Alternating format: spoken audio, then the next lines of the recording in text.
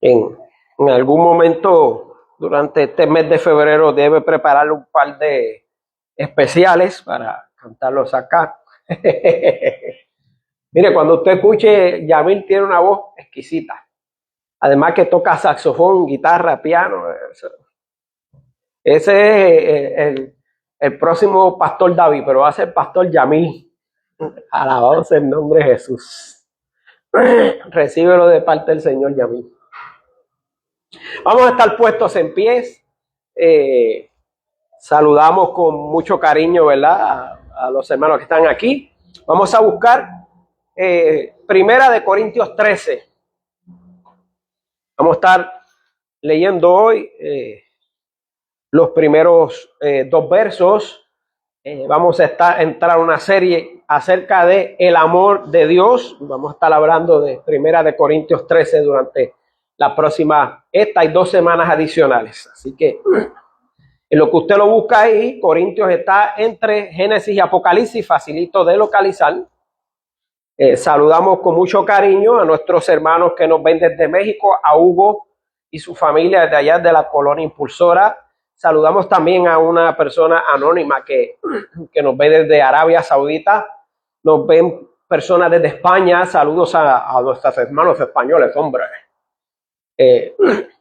También saludamos a mi suegra y familia que nos ven desde el estado de la Florida, desde Panamá City. Saludos a mi hermano el pastor Samuel Sánchez y su familia que nos ven desde South Carolina, y también a las personas que nos ven desde el estado de Nueva York, donde tenemos personas que nos suelen ver. Saludos a mi primo, el pastor Fructuoso Cardona hijo, y a mi primo Esteban Castro, que nos ve también desde allá de el Bronx, desde New York. A mi hija que nos ve desde Boston y a todas las personas que nos ven desde el mundo. Mire, déjeme decirle una cosa, a veces usted ve que aquí no hay tanta asistencia y durante la semana son cientos y cientos de views que recibe el sermón. Así que usted y yo estamos haciendo el trabajo que el Señor nos encargó. Y esta es una iglesia una pequeña iglesia que se ha ido mundial. Así que vamos a leer Primera de Corintios 13. El sermón de hoy se titula El amor de Dios. Primera parte, dice, la base escritural, Primera de Corintios 13, dice así. Dice, si yo hablase lenguas humanas y angélicas y no tengo amor, vengo a ser como metal que resuena o címbalo que retiñe.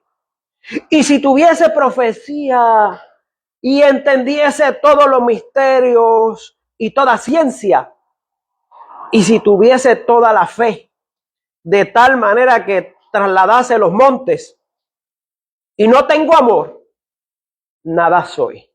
Que el Señor añada bendición a su santa y divina palabra. Mire, con mucho respeto le tengo que decir a las personas que nos ven por internet, cuando usted lea la Biblia, usted tiene que leer los puntos y las comas también. La Biblia no es acerca nada más que de las palabras. Si usted lee la Biblia y la interpreta utilizando las palabras y los puntos y las comas, sin los signos de puntuación, usted se está haciendo un servicio muy finito, porque las letras y los signos de interrogación, todas estas cosas son parte de la escritura. Y es importante que cuando tenemos puntos y comas se hagan las pausas necesarias, porque esas comas lo que te están diciendo es que tú tienes que hacer una pausa, meditar en esa parte que depende de la primera parte y la segunda y la que viene después también. No podemos sacar los textos de contexto. No, usted no puede predicar de un solo texto. Usted no puede predicar de un solo versículo. Y usted no puede utilizar un versículo si no utiliza los puntos y las comas. Entonces a mí, cuando el Señor me dio este sermón, me lo dio una preocupación, es que mire, la gente se ha olvidado de que esta epístola de los Corintios, Primera de Corintios 13 se lee mucho en bodas. Sí, déjalo ahí que yo me lo tomo ya mismo. se lee mucho en bodas y cosas así, y eso no está mal. Pero 1 Corintios 13 es una enseñanza doctrinal que la gente de las iglesias debería entender. Antes de usted ponerse a predicar, si usted no entiende 1 Corintios 13, usted no tiene nada que hacer en un púlpito predicando. Si usted no sabe el verdadero significado de esta enseñanza que Pablo nos trajo, hágase un favor, vaya y estúdielo bien. Porque usted sabe qué, de esto depende la vida de mucha gente allá afuera. Yo con responsabilidad, con temor y temblor, predico esto que me dio el Señor. Mire, lo primero que usted tiene que entender es que la salvación que usted y yo disfrutamos, es decir, la justificación y la santificación que hacen posible que gocemos nuevamente de una relación con Dios, es fruto indeleble del amor incomprensible del trascendente Dios. ¿Escuchó esto? La salvación que usted y yo tenemos, la justificación y la santificación, no depende de ninguna cosa que usted pueda hacer. Depende de una obra perfecta que Cristo ya hizo en la cruz del Calvario. Usted no tiene nada que ver en su salvación, para que usted lo sepa. El único que tiene que ver con su salvación es Jesucristo. La única opción que usted puede hacer es recibirla, porque tiene que recibirla. Si no la recibe, no es suya. Te puede pasar por un camino y encontrarse un billete de $100. Si usted no se dobla a cogerlo, no es suyo. Digo, a menos que usted tenga una habilidad de futbolista ese y haga billete y le caiga en el bolsillo, ¿verdad? Pero yo no poseo esas habilidades. Yo jugaba baloncesto y malo. Si usted quiere saber, si usted quiere coger una clase de cómo no jugar béisbol, yo se la puedo dar. Si usted quiere saber una clase de cómo no jugar dominó o billar, yo se la puedo dar. ¿Sabe? Así de docto soy yo en esas cosas. Pero en esto de la interpretación bíblica, yo le agradezco a Dios, uno, que me ha dado interés por estudiarlo, dos, que me ha dado buenos maestros, y tres, que crecí a los pies de grandes exponentes de la palabra, excelentes exégetas, que eran no solo pastores pentecostales y discípulos de Cristo, porque sí, tengo en mi que haber muchísimos años en los discípulos de Cristo, pero soy bautista de pura cepa y predico la doctrina que predicamos los bautistas. Escuche bien. Me resulta inverosímil que denominaciones enteras basen su práctica, su praxis, como decimos en teología, en tratar de interpretar y aplicar las Sagradas Escrituras de manera superficial y alejada del lente doctrinal supremo por el cual se debe interpretar todas las Sagradas Escrituras, que es el amor de Cristo. El amor de Cristo por la humanidad es el lente. El amor de Cristo por todas las almas pecadoras es el lente. El amor de Cristo por usted y por mí, culpables a muerte a causa del pecado, es el lente por el que se debe interpretar la palabra.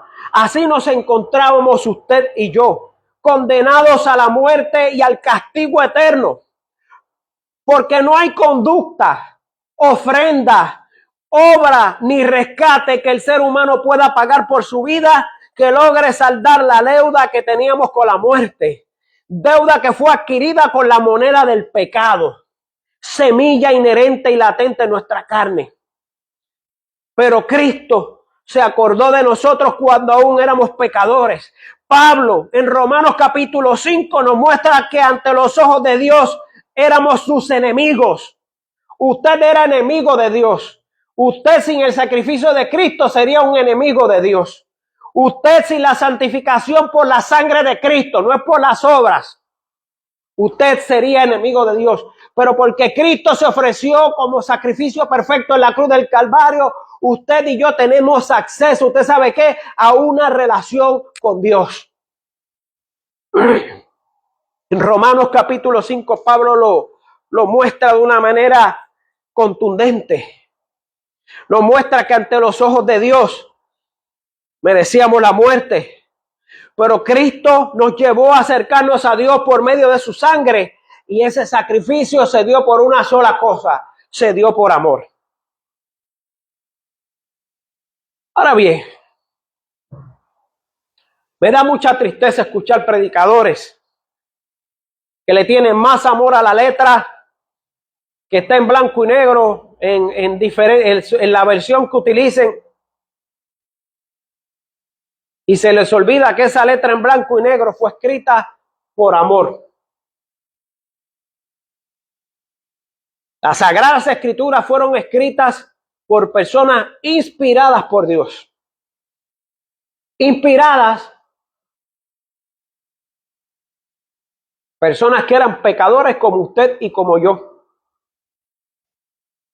Y que al conocer a Cristo Jesús, los que eran cristianos y los que antes en el viejo pacto conocieron a Dios y entendieron que necesitaban entrar en una relación con Dios para poder alcanzar ese grado de amistad con Dios. Así que cuando hablemos de la palabra de Dios tenemos que hablar con amor. Pablo comienza este capítulo 13 con una afirmación clara, una advertencia a la iglesia de todos los tiempos. Escuche bien, dice, aunque hable en lenguas humanas y angelicales, si no tengo amor, soy como metal que resuena o como címbalo que retiñe. Mire, los que escribieron en la Biblia, escribieron utilizando las reglas gramaticales de su tiempo. No piense usted que usted puede cambiar el significado a su conveniencia. Cuando Pablo escribe esto, está consciente de lo que está escribiendo y de cómo lo está escribiendo. Mire, note usted que en todo idioma, escuche bien, en todos los idiomas, cuando hay dos sustantivos uno al lado de otro, el segundo sustantivo es dependiente del primero. Siempre el segundo es dependiente del primero. Y Pablo aquí lo pone, aunque hablara en todo idioma, aunque hable en lenguas humanas, dice y angelicales, dice la Reina Valera. O sea, nuestro trabajo primeramente es hablar de Dios en las lenguas humanas.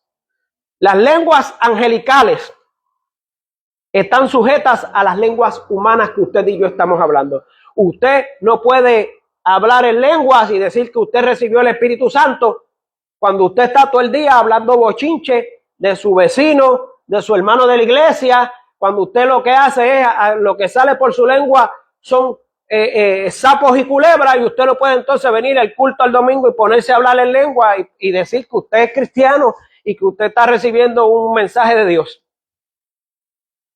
La Biblia dice que de la abundancia del corazón habla la boca, ¿verdad que sí? Así que mucho cuidado con lo que se está predicando por ahí. Miren, esta iglesia, nosotros, que quede claro, nosotros creemos en el don de lenguas. Pero el don de lenguas incluye usted hablar en su vernáculo, en el idioma que usted sabe, hablarlo con corrección, interpretar la palabra con la corrección necesaria para que las almas se conviertan, vengan a la iglesia y se queden. Todo hablar en lenguas está sujeto a la lengua que usted habla nativa, ya sea español, inglés, el que sea. Porque su entendimiento viene del vernáculo, del idioma donde usted habla. Jesús siempre habló en el idioma que la gente entendía, ¿verdad que sí? Eso no es invento mío, eso está en la Biblia. Si usted no lo sabe, pues póngase a estudiar la Biblia con corrección y deje de estar repitiendo disparates. Pablo es claro en este verso cuando está diciendo que aunque hable todos los idiomas, los hable bonito, y aún más, aunque hable lenguas angelicales, si los hablo sin el amor que Dios puso en mi corazón, soy un metal que suena, que retimba, que produce solamente ruido. Hay mucha gente produciendo ruido. Se queja de que las almas no vienen a Cristo. Pues seguro, si no le predica del amor a Cristo, ¿cómo va a venir? Mire, si el que está en el mundo está en sufrimiento, está en crujir de dientes, el que está en el mundo está necesitado, está hambriento, el que está en el mundo está en soledad. Y si usted le va a predicar soledad y destrucción, no viene a Cristo. Usted tiene que presentarle el amor de Cristo. El amor de Cristo fue lo que hizo posible que Cristo se sacrificara en la cruz para que usted y yo pudiésemos ser salvos. Es acerca del amor. Es acerca del amor. Dele gracias a Dios que el que está aquí es el pastor David y no Pablo. Porque Pablo le dijo a los Gálatas, Gálatas, necios. Otras versiones lo suavizan, Gálatas, tontos. Que se han ido por otro evangelio que no fue el que yo le prediqué, que es el evangelio de Jesucristo. Dígame, Pablo se las traía. Era un tipo, como decía aquel personaje de Juan Maera, era un tipo Wilson. Mire, usted puede tener la mejor retórica, el vocabulario más fluido, y encima de esto hablar en lenguas angelicales y no tener amor. Y si no fuera así, Pablo el apóstol, quien escribió buena parte del Nuevo Testamento y cuya ética y práctica siguen siendo la normalidad de la vida de la iglesia, no lo habría enseñado de esta manera. Usted puede decir lo que usted quiera, pero las palabras sin amor son solo puro ruido. Una oración incomprensible es solo ruido. Ruido que debe quedar silenciado para que Dios sea quien hable y no usted y sus emociones. La primera línea de profecía en la iglesia, ¿usted sabe cuál es? Es la palabra que trae el pastor. Cuando el pastor está hablando, porque el que está inspirando al pastor es el Espíritu Santo, no puede haber nadie hablando en lengua ni virando silla. Le tenía que decir y se dijo. ¿Cómo usted le va a faltar el respeto al Espíritu Santo que está hablando a través del pastor? Cuídese mucho de lo que usted cree, que puede estar creyendo en prácticas espiritistas. Mire, hay iglesias que creen que porque hacen una cadena de oración que tienen más poder que si todo el mundo ora. Eso es una práctica espiritista. Eso en la Biblia no está. No tiene que haber ninguna cadena. Lo que tiene que haber, dice la palabra, que lo que nos ponemos de acuerdo para orar en la tierra, para atar en la tierra, Dios lo ata en el cielo, y que lo que desatamos en la tierra lo desata en el cielo. Eso habla de la unidad de propósito de la oración de la iglesia. Y usted sabe que la iglesia no es cualquier cosa. No venga a faltarle respeto a la iglesia. La iglesia es el cuerpo de Cristo. Pablo dijo que la iglesia es el cuerpo de Cristo. Cristo es su cabeza. Cuando usted está hablando en contra de la iglesia, usted está hablando en contra de Cristo. Y si usted está hablando en contra de Cristo, está hablando en contra del Padre. Y si usted está hablando en contra del Padre, está hablando en contra del Espíritu Santo también. Tenga mucho cuidado con lo que usted está diciendo, con lo que sale de su boca. Porque usted pudiera estar blasfemando el nombre de Cristo. Si no me lo cree, métase en los escritos de Pablo. Léalos con seriedad, no buscando lo que usted cree, buscando lo que tiene que buscar. El apóstol va más allá y remata la enseñanza al decir que aun si tuviera profecía, en sus propias palabras, y aun si comprendiera todos los misterios de Dios, conocimiento que usted ni yo tenemos, sin el lente del amor de Dios por el que moría, sin el lente del amor de Cristo por el que moría en pecado, no sería nadie. Mire, Pablo estaba hablando en parte aquí de su propia vida pasada. Un hombre con profundo conocimiento de las Sagradas Escrituras, intérprete de la teología, educado a los pies de los rabinos más reconocidos de su época, y aún así su práctica, por celosa que fuera, no era más que una manifestación de su propio pecado, de su propio odio y de muerte. Así también seríamos usted y yo sin el amor de Cristo. No porque usted abra la Biblia y recite la Biblia, eso le hace usted cristiano ni siervo de Dios. Pablo es prueba de eso. Saulo de Tarso se llamaba antes. Conocía la Biblia de la A a la Z. Y pasó la mitad de su vida matando a los que amaban a Dios. Tenga mucho cuidado con los Pablos modernos, con los Saulos modernos. Yo prefiero ser un Pablo esclavo de Cristo, como decía él, a ser un Saulo de Tarso, perseguidor de la iglesia. Tenga mucho cuidado con lo que usted dice. Mire, no hay que reinventar las ruedas. Martín Lutero, ese gran reformador, que no fue un hombre perfecto, pero sí fue un hombre santo. Martín Lutero lo entendió de esta manera cuando escribió. Escucha lo que escribió Martín Lutero. A mí esto me desgarró el alma. Entendiendo todo esto, dijo: yo desistí de la idea que hay algo bueno en mí. Yo solo puedo aferrarme a Cristo y decir: Él es mi justicia. Usted tiene que entender lo que entendía Lutero. Ante la justicia y la ley, usted y yo estábamos condenados a muerte. No había nada bueno dentro de nosotros. Pero al aferrarnos a Cristo, su amor nos transforma y nuestro carácter comienza a cambiar y a ser reformado por Él. Ese es el misterio de la salvación.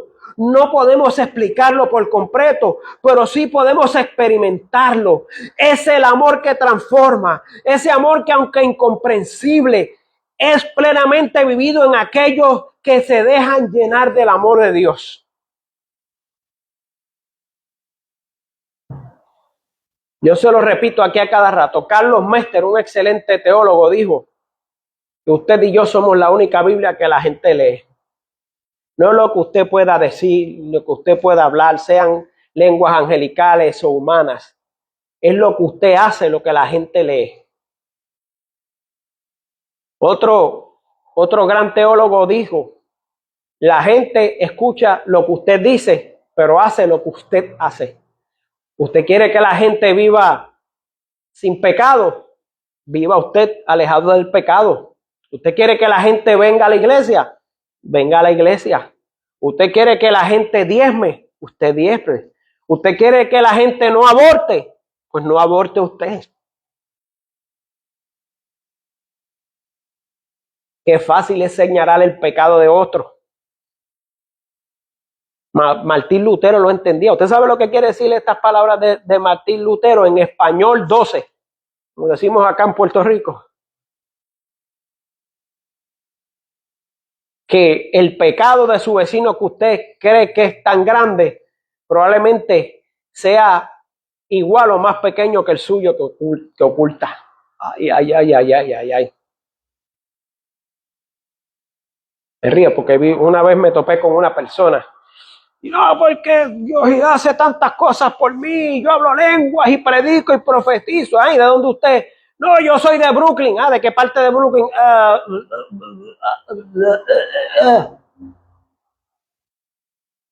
Señores, yo pasaba mis veranos en Nueva York. Yo sé el acento de la gente de Brooklyn.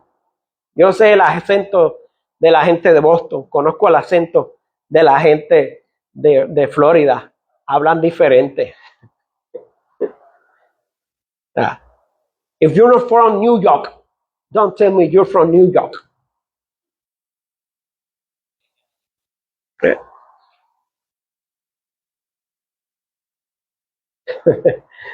Ay, Señor. Mire, me da mucha pena. Hay gente que dice: no, yo no estudio teología porque la letra embrutece y la ciencia va en contra de las enseñanzas de Dios. No sea disparatero. Pablo mismo está diciendo aquí en 1 Corintios 13, mire, estamos hablando de los primeros 2 versos nada más. que la fe y la ciencia son dos caras de la misma moneda. La fe es lo que usted sabe que es, aunque no tiene pruebas. Y la ciencia es lo que usted sabe que es porque tiene pruebas. Dependen de la misma verdad las dos, apuntan a la misma verdad. Lo que pasa es que hay gente que no le conviene el conocimiento porque quiere mantenerse en las mismas ignorancias que han predicado toda la vida. Mire, Pablo de Tarso, apóstol de los gentiles, el perseguidor, el que amó a las almas, el que amó a Cristo. Muchos subtítulos que podríamos colocar debajo del nombre de este hombre de Dios. Sin embargo, al leer sus escritos y estudiarlos en ayuno, en oración, pero estudiarlos con una disciplina académica correcta. Sí, porque la Biblia hay que estudiarla con la disciplina académica correcta como es. Mire, Pablo no era Juan de los Parlotes. Pablo era un teólogo hecho y derecho. Si usted me pregunta a mí, esta es mi opinión personal, ¿por qué Dios llamó a Pablo y no llamó a otro? Que Pablo tenía conocimiento teológico, cosa que ninguno de los otros discípulos de Cristo tenía. Era necesario entre los discípulos un teólogo que le pusiera los puntos a las íes, que le pusiera las comas donde iban y que pusiera los signos de exclamación, que pusiera los signos de interrogación donde iban. Porque la Biblia, bueno, usted sabe que yo nunca digo aquí la Biblia. Las Sagradas Escrituras hay que tomarlas con todo como son, con sus puntos y sus síes, con sus pausas y sus repeticiones, para poder entenderla con corrección. Cuando leemos estos escritos podemos percatarnos que si le preguntamos directamente de frente y en su cara, él nos diría que el único subtítulo que quisiera junto a su nombre sería este: Pablo, un hombre transformado por el amor de Dios. Siempre Pablo hace claro que fue un pecador reformado, transformado. Eso es lo que los grandes reformadores, Martín Lutero, Wesley, John Smith, entendían. Pablo poseía mucho conocimiento, había estudiado y valoraba su educación. Nunca renegó su intelectualidad, pero siempre llevó su intelecto y lo clavó en la cruz con Cristo. Pablo tomó su intelecto y lo clavó en la cruz de Cristo. Pablo tomó su intelecto y lo clavó en la cruz de Cristo, no desechándolo, sino permitiendo que Cristo santificara su intelecto. Porque usted sabe que en la iglesia necesitamos gente inteligente, necesitamos gente que tenga la mente abierta para que puedan entender las cosas que Dios le dice. Porque venimos de una tradición y muchas veces creemos lo que creemos es lo que dice la tradición y no lo que dice la Biblia. Usted sabe que muchas veces señalamos a la gente porque eso es lo tradicional, pero se nos olvida, como Pablo dijo en Romanos, que Cristo se recordó de nosotros cuando éramos enemigos de Dios.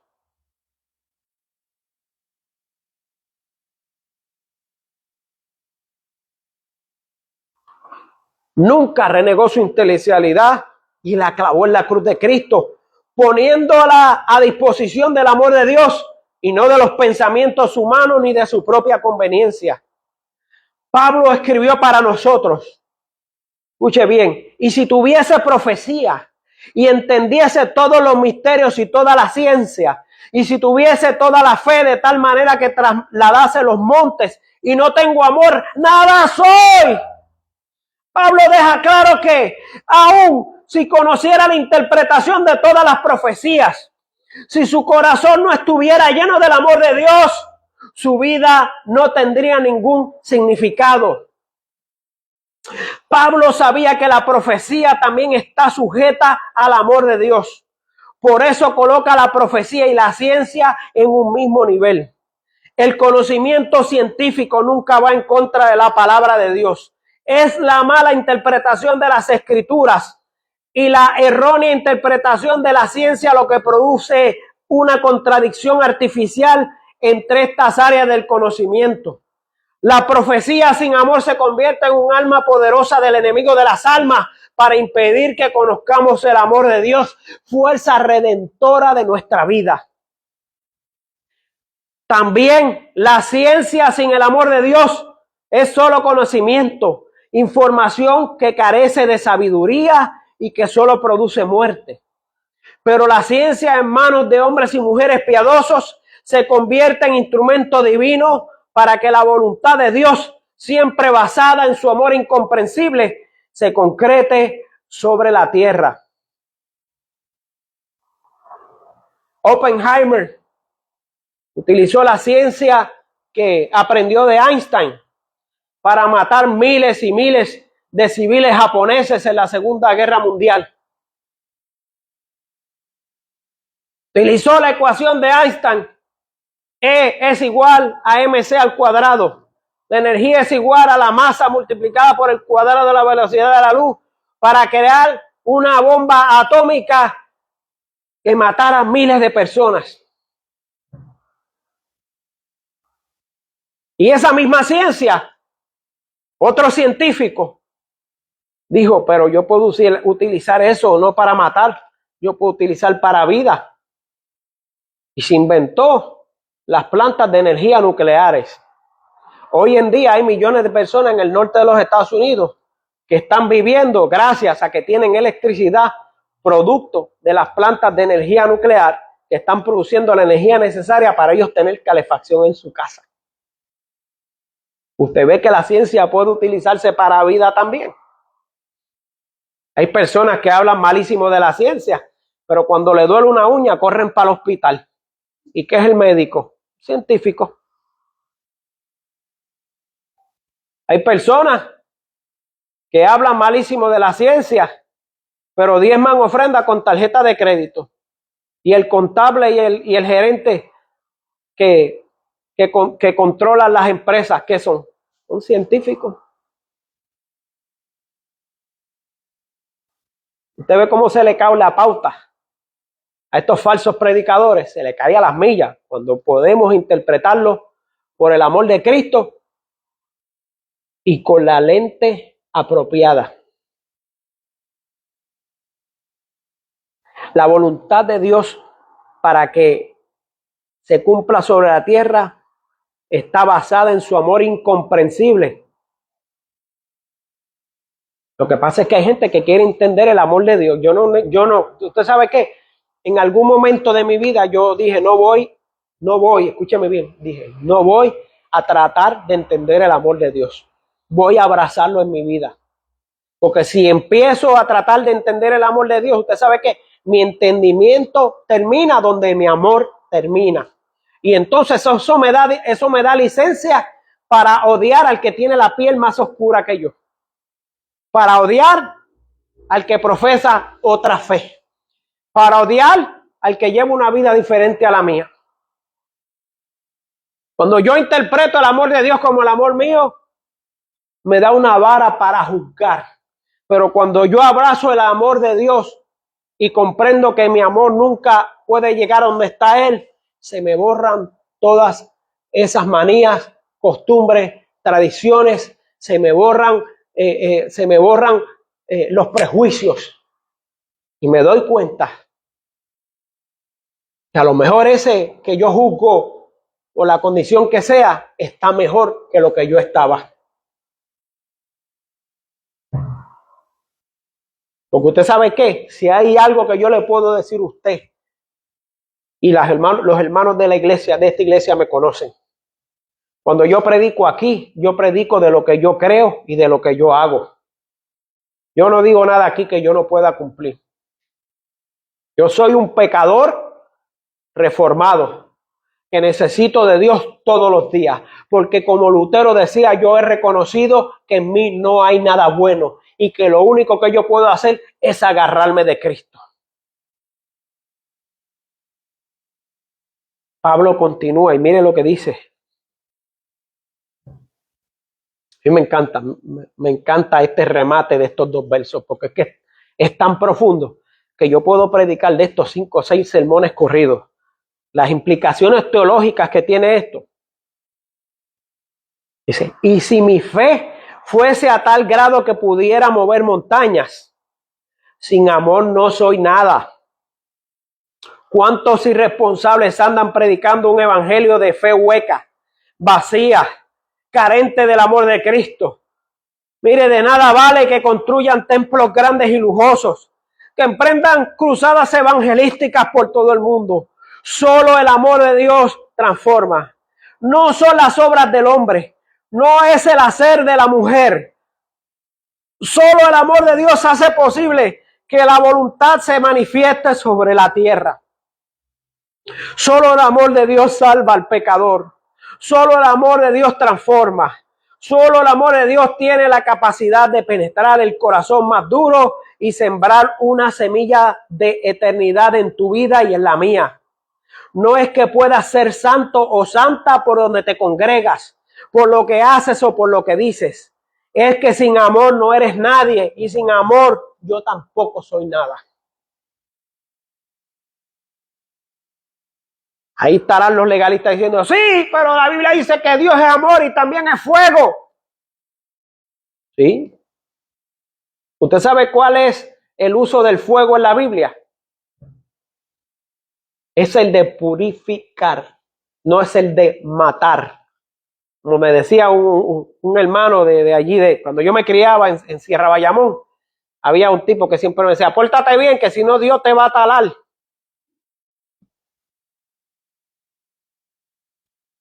Y en toda la urbanización no había nadie más malo que él. Y una vez mi hermano José siempre ha sido sagaz. Y pasamos en bicicleta y el Señor le dijo, mira, pórtese bien, que Dios lo va a talar. Y Josué se paró y dijo, si no te ha talado a ti.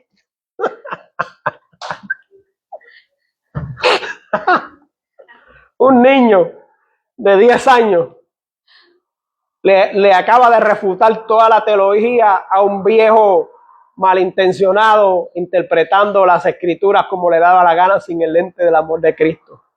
Por eso es que la Biblia dice que si queremos entrar al reino del cielo tenemos que ser como un niño. ¿Se fija? Si no te ha talado a ti. Mire, oye, yo tengo de la gente que nos ven por internet, hay muchos que son de mi generación que nos criamos jugando juegos de video. Me imagino que en la mente de ellos, cuando yo le dije eso, si no te ha talado a ti, lo que están pensando es, ¡aboquen!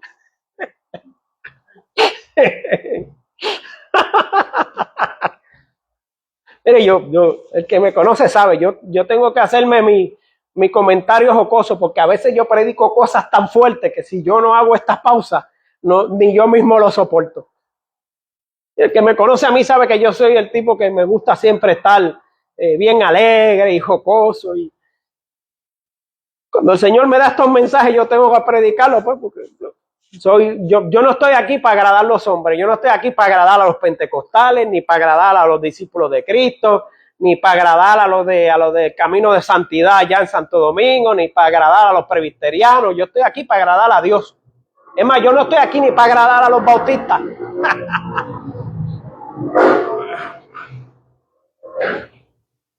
Yo estoy aquí para agradar a Dios y yo tengo que decirle lo que le tengo que decir. Y es que Dios transforma. Que el fuego de Dios y el amor de Dios son la misma cosa. ¿Cómo usted dice eso? Bueno, pues lea las escrituras. No me pregunte, léala con corrección, no se coma las comas, ni se coma los puntos. No saque los textos de contexto. Estudie la Biblia la vida de los que le escribieron. Busque fuentes alternas. Busque la historia.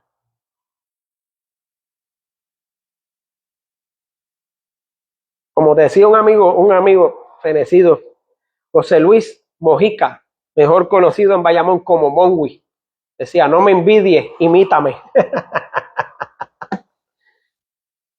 Todo el mundo decía que Monwi se iba para el infierno. Y iban predicando gente al caserío, allí a las gardenias, y Monwi nunca se convirtió, nunca se arrepintió. Y Mongui se ponía a hablar conmigo y yo, no te preocupes, Mongui, chacho, si Dios te ama en algún momento, Dios va a encontrar la manera de encontrarte, le decía a Dios. Y Mongui tenía un dolor bien grande en su corazón porque Mongui tuvo 2 hijas y su esposa era adicta a las drogas. La esposa estuvo 10 años perdida, que él nunca sabía. Él crió sus hijas hasta los 10 años. Y un día fue a buscarla hacia la escuela y el principal le dijo, no, ellas se fueron con su mamá. Y nunca las volvió a ver. Pasaron 40 y pico de años y nunca supo de sus hijas. La familia de su esposa nunca le quiso decir dónde estaban ni nada. Y Mongui vivía eternamente en el dolor de no poder ver a sus hijas. Mongui era un expresidiario. Cuando fue a la policía ni le hicieron caso. Un hombre, un expresidiario como tú, borrachón, así le decían. Gente que eran cristianos, porque usted sabe que aquí en Puerto Rico 99% de la gente dice que son cristianos. Puede que haya un 1% musulmán o algo así por ahí, pero aquí todo el mundo dice que es cristiano. Usted lo que es un borrachón. Yo no le voy a querer su historia, no tenemos nada que hacer.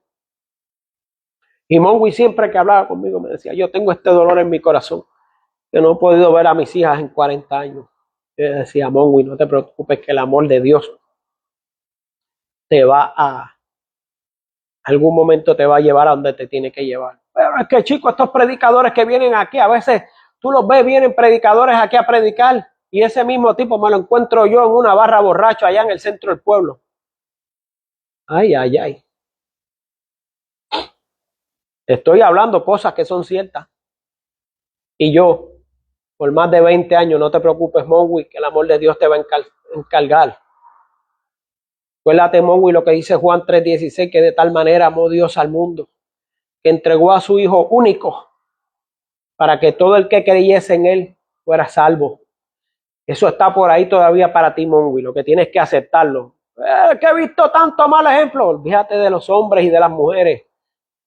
Busca tú de Dios. Un sábado por la noche en Mongui, que vivía en un cuarto piso en el residencial, cuarto o tercer piso. Era el último piso de arriba. Subía borracho. Y antes de dar el último escalón se tropezó y se cayó. Se fracturó múltiples costillas y estuvo en el hospital más de 8 meses. Cuando salió, lo mandaron con su hermana con el servicio de hospicio. Si usted no sabe lo que eso significa, es que lo mandaron a su casa a morirse. Y dice su hermana que cuando por fin despertó, porque estuvo mucho tiempo en coma y que iba y venía incoherente, despertó y entonces, aunque estaba encamado, no podía caminar, pasó sus últimos días con una sonrisa. Y la hermana le preguntó, oye, Mongui, si tú estás por morirte, ¿por qué esa sonrisa? Y le dijo, es que conocí a Cristo. Pero tú mismo me decías a mí que esos predicadores, que si esto, que si lo otro, que si la religión, que si lo que estaban detrás del diezmo. Y dice ella que Mongui la miró y le dijo, no me critique, imítame.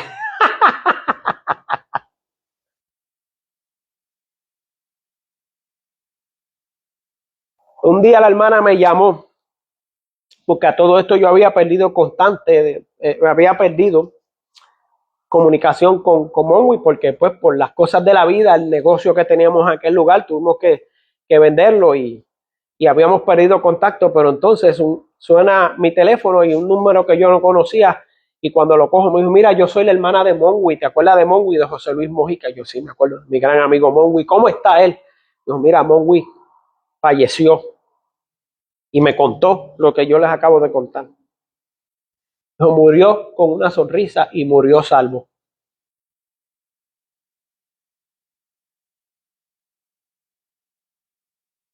Y yo le pregunté que si todavía se acordaba de sus hijas. Y me dijo, yo no necesito verlas por ahora, porque sé que las voy a ver allá arriba. Y ese día Monwi partió a morar con el Señor. ¿Quién le predicó? ¿Quién le dijo que hiciera profesión de fe? Nadie. Recibió a Cristo solito en su habitación del hogar. Y todo porque alguien, sin mucha retórica, un muchachito criado también en el residencial La Pastosa de Bayamón, le decía, no te preocupes, Monwi. Acuérdate lo que dice Juan 3:16. Que de tal manera amó Dios al mundo, que dio su Hijo, para que todo el que creyera en Él, pues se salvo. Usted se fija que cuando hablamos la palabra desde el lente del amor de Dios, la palabra transforma a la gente. No es con retórica, ni regaños, no es con prepotencia, ni es con enojo, es con el amor de Dios. Cuando usted se atreve a hablar la palabra con amor, usted está ayudando a Dios a sembrar una semilla de eternidad en la vida del que vive en pecado. Usted tiene que entender que la semilla que usted siembra en un corazón es como la semilla del bambú. Usted sabe que una planta de bambú puede estar decenas de años. Desde que se planta, no sale nada para arriba. Cuando sale la semillita, hay cientos y cientos de raíces, miles de raíces ya que se desarrollaron bajo del suelo para que la hojita salga para arriba. A veces tenemos que entender que la semilla del amor que nosotros sembramos en el corazón de alguien con nuestros actos de piedad son como la semilla del tamarindo. Mire, usted sabe que si usted quiere comerse un tamarindo ahora mismo y usted no tiene un árbol de tamarindo, usted tiene que ir a comprarlo. Porque si usted siembra un tamarindo en su casa, el tamarindo tarda aproximadamente 100 años en dar fruto. Nos sembramos la semilla, tenemos que tener fe en que el Espíritu Santo está haciendo la obra y no nosotros. Ahora sí que el pastor se puso serio, porque cuando el pastor se pone pausado, es que está. Ahorita yo estaba hyper porque estaba recogiendo el café, ahora lo estoy moliendo para colarlo. En este día, si hay algo que usted tiene que recordar de este mensaje, es lo siguiente. Y le voy a decir una cosa, esto es algo. Yo admiro mucho a mi tío Samuel, porque mi tío Samuel fue el primero en la familia, que usted sabe que yo le hablo mucho de él, de mi tío Samuel Colón, que fue el primer bautista de mi familia. Tío, te amo. Cuando venga, estoy seguro que nos está escuchando desde Tampa. Abrígate bien, tío. Cuando venga, nos vamos a tomar un buen café. Que de hecho, tengo un saquito de Don Pello allí en casa. Si usted se tiene que llevar algo de este sermón para su casa, es lo siguiente: que debemos ser recipientes del amor de Dios. Y ese amor debe germinar en una vida de amor. Esa es la señal de la verdadera conversión. Como Cristo mismo dijo en sus palabras, estas son palabras textuales de Cristo, esto no se lo está inventando el pastor. Cristo dijo, en esto conocerán que son mis discípulos, en que se amen los unos a los otros.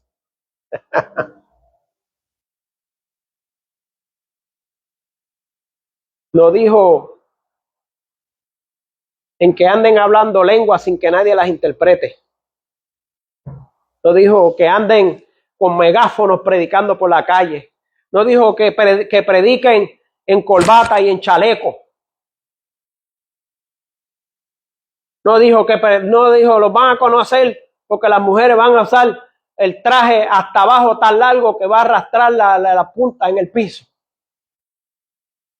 No dijo porque construyan templos lujosos, ni tengan edificios lujosos en las capitales, y tengan canales de televisión ni emisoras de radio. No dijo, los conoceréis porque van a tener concilios grandes. Dijo, en esto serán conocidos que son mis discípulos. En que la gente va a ver, la gente los va a conocer, porque la gente va a ver que los que son mis discípulos se van a amar los unos a los otros. Porque el fuego de Dios, la misericordia de Dios, el poder de Dios, mana del amor de Dios. Y el amor de Dios mana del etos de Dios. ¿Usted se acuerda el domingo pasado? El etos de lo que es Dios. Y Dios es amor. Y es fuego consumidor que consume el pecado y no al pecador. Al pecador lo transforma.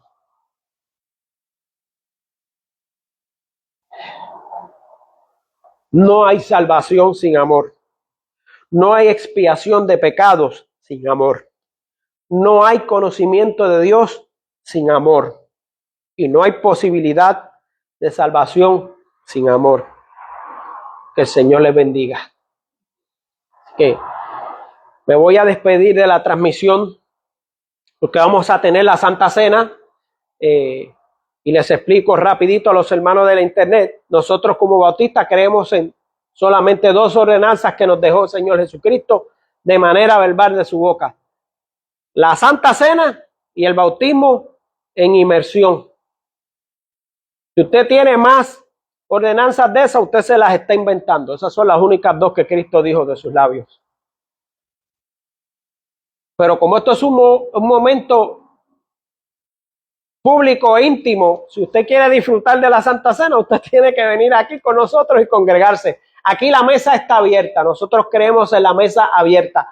Todo el que sienta en su corazón pasar a tomar la Santa Cena, lo puede hacer, porque yo como pastor, ni la Iglesia Bautista de Rolling Hills le puede restringir a nadie de tomar la Santa Cena. Eso es entre usted y Dios, inspirado por el Espíritu Santo. Dios le bendiga. Nos vemos el domingo que viene y vamos a esperar a que los hermanos